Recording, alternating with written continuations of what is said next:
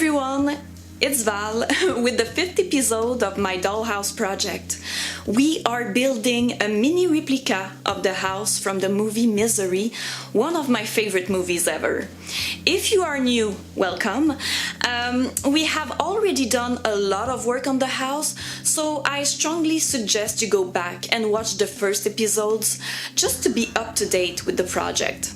Today we are making furniture for the hallway. Finally! I'm so happy to build something else than walls and floors. But I'm not gonna make all the furniture in one shot. I'm gonna divide that into a couple of episodes just so you have more updates. So today we are making a plant, a window, a table, and tiny paintings. There's a lot of painting all over the house. I was surprised by the amount.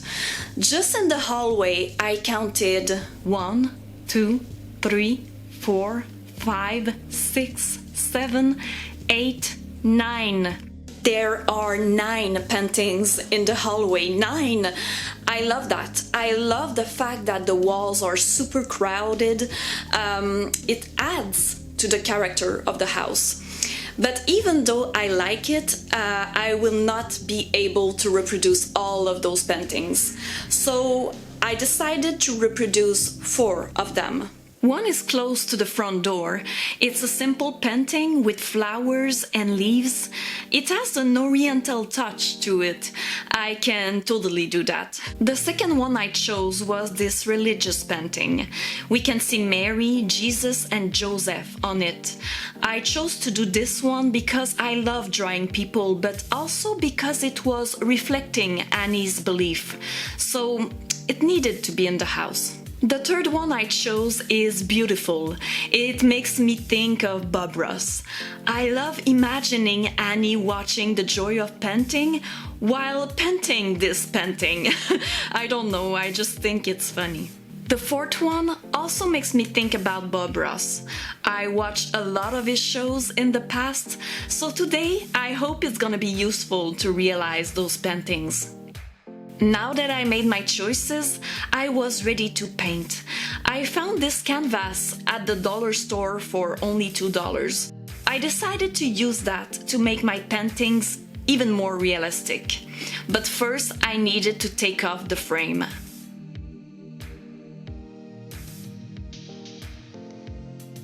It's cool because with this surface, I can probably make all the paintings of the house. With cardboard, I determined the size of each painting. This allowed me to test them out in the house and to make sure they were the right size before starting.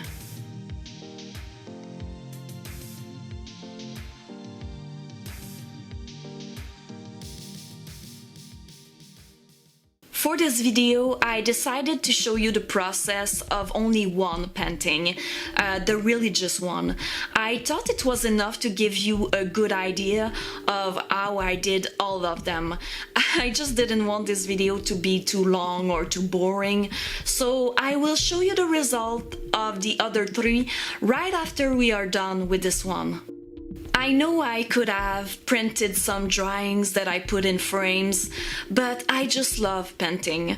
I was excited about making them myself.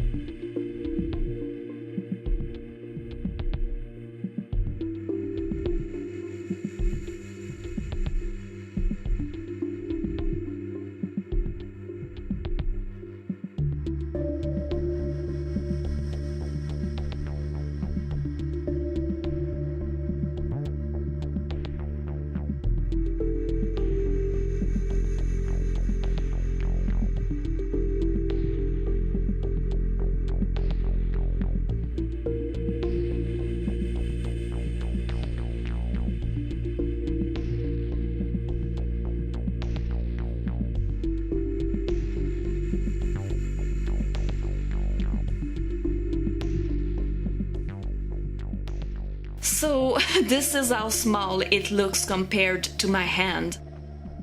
When I was done, I put a coat of matte Mod Podge on it. Using doubled cardboard that we previously made, I cut a rectangle bigger than my painting. If you want to know how to make thick cardboards, I suggest you watch the last episode. To glue the painting to the support, I used tacky glue. Then I put a piece of cardboard on top to protect it before putting some weight on it. Again, using thick cardboards, I created a frame.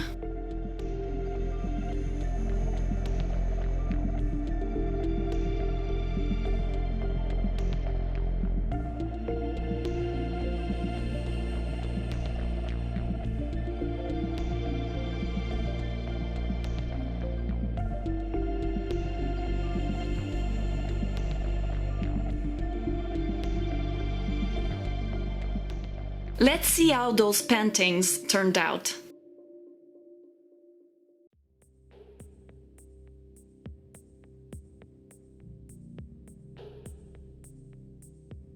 I'm very satisfied with how they all came out. The Bob Ross paintings were the hardest for me.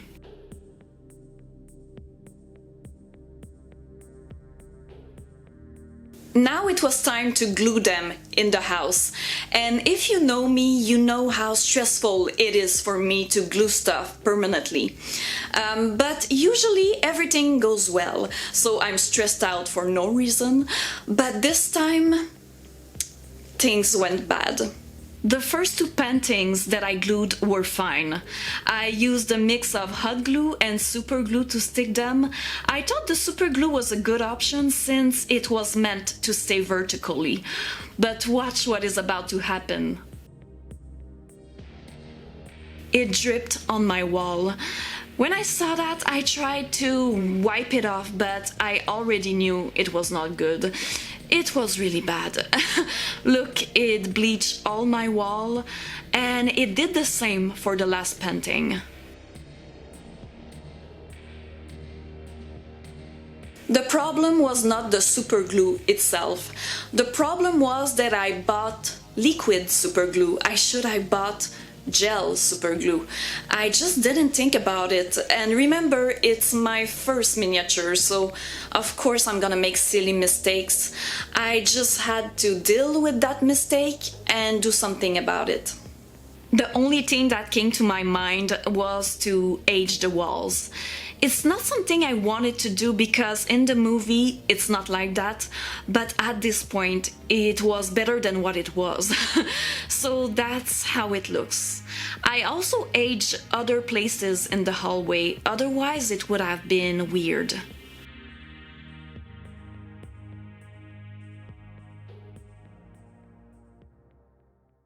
Now I want to make this plant. It's located at the end of the hallway, hanging on the wall. If you look at it closely, you can see that a pot is glued directly to a wooden frame. Let's start with that, the wooden frame. To make it, I used a piece of thick cardboard that I made in my previous video.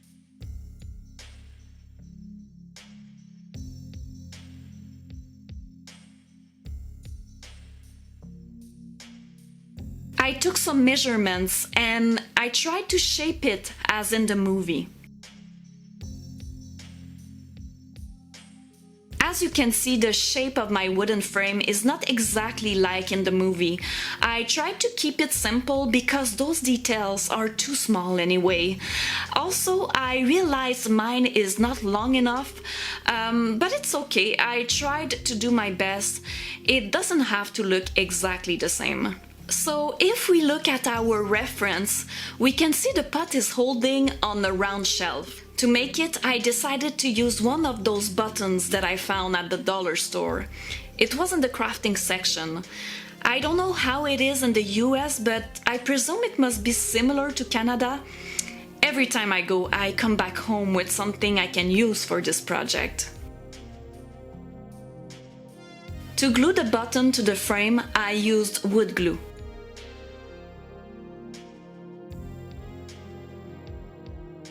To fill the holes of the button, I use wood filler.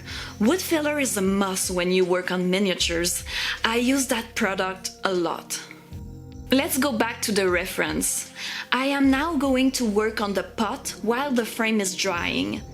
As you can see, the pot is metallic gold. To create it, I'm going to use one of those tiny plastic caps. I don't remember what they were for, but I remember thinking they could be very useful. When you work on miniatures, try to save those little things instead of trashing them. So I'm cutting this piece of cardboard to cover my cap with it. I'm doing that because plastic is not easy to paint on.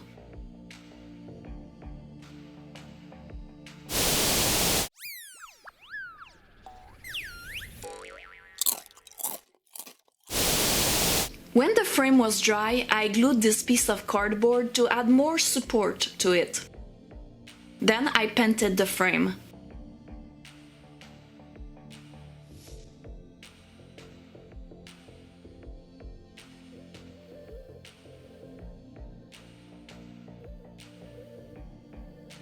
This is how it looks once painted. Before gluing the pot to the frame, I cut a portion of it.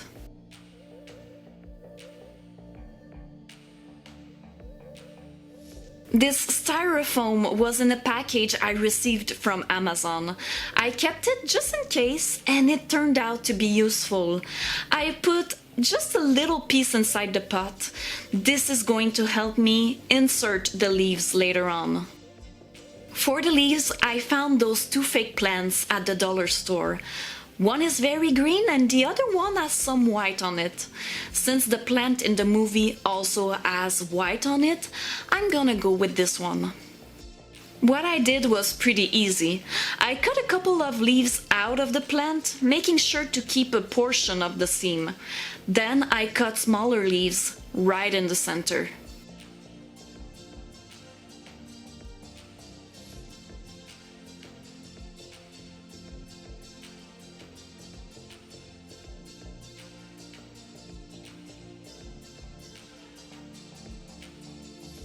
When I was happy with my plant, I added some black on the pot, inside the pot, and on the back of the leaves.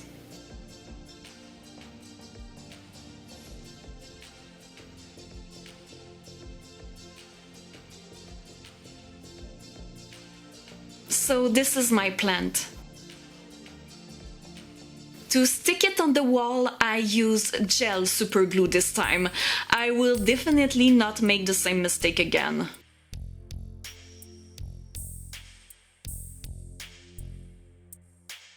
When I was planning this video, I was surely not planning on making a window.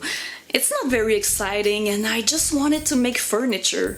But the more I was looking at the hallway, the more I was bothered by this big hole, this big gap near my plant. So I told myself, okay, let's do it. Let's get rid of this. I was not sure how I was going to do it, but I was going to do it.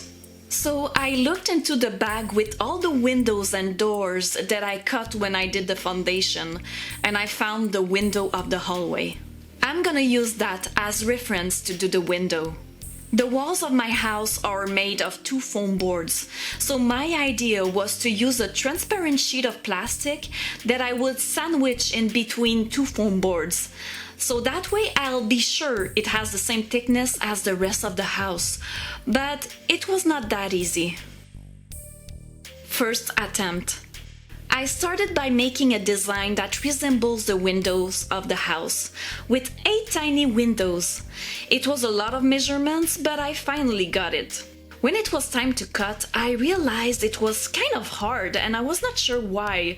Normally, it's easy to cut into foam boards, it's a soft material, so it was weird and I was just not able to get through that window. After a long battle, I flipped my piece over and I saw what the problem was. A sticker from the dollar store was still on the foam board. I tried to take it off, but I couldn't. I just had to start over again. Second attempt.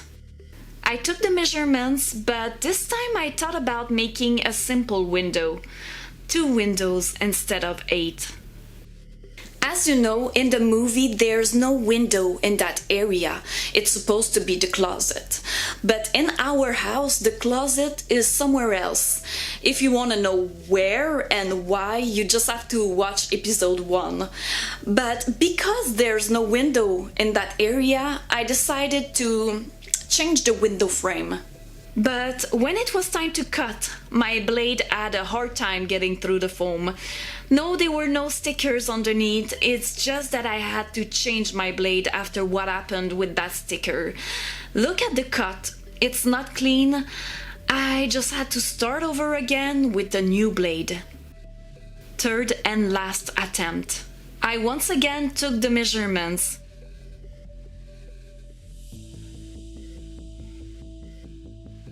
This time everything worked well. I had my piece, except I needed 2 of them.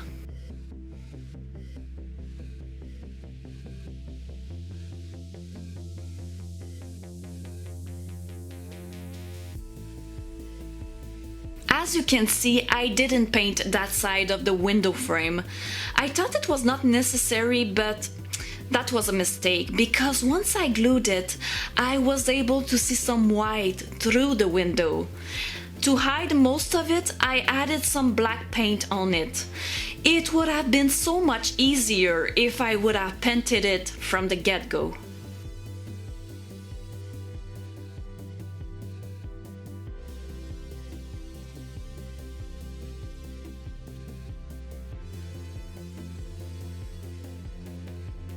The last thing I'm going to do is that table right here in the corner. It's a simple table with 3 legs. I was quite excited about making this table. I drew the top of the table on this notepad.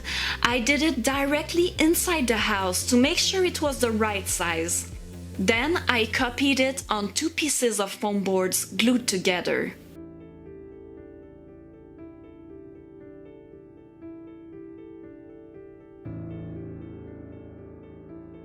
I cut it off and sanded it. The foam board had little imperfections, so I put a little bit of wood filler to make it smoother. Then I added a piece of cardboard slightly bigger on top.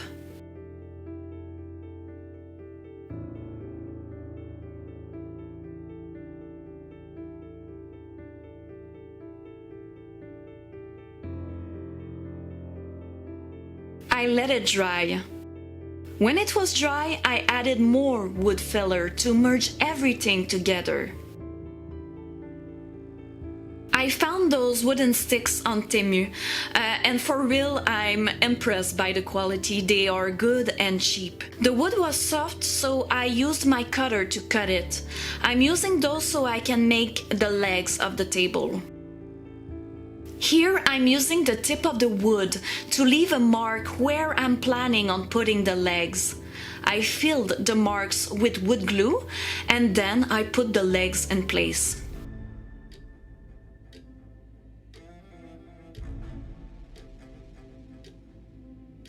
To create those little details on the side of the table, I used toothpicks. I cut the tip off and I glued them with wood glue. I stick one to each side of the legs.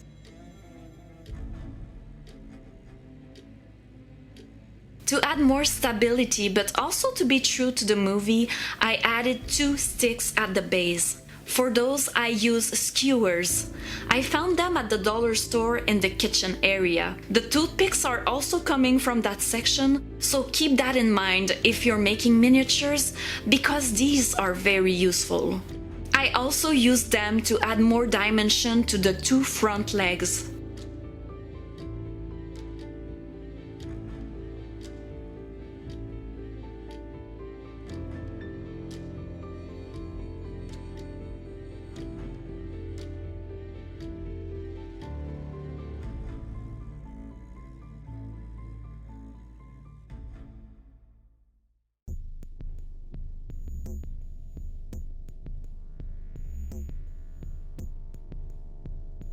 This is the result with the coat of glossy Mod Podge.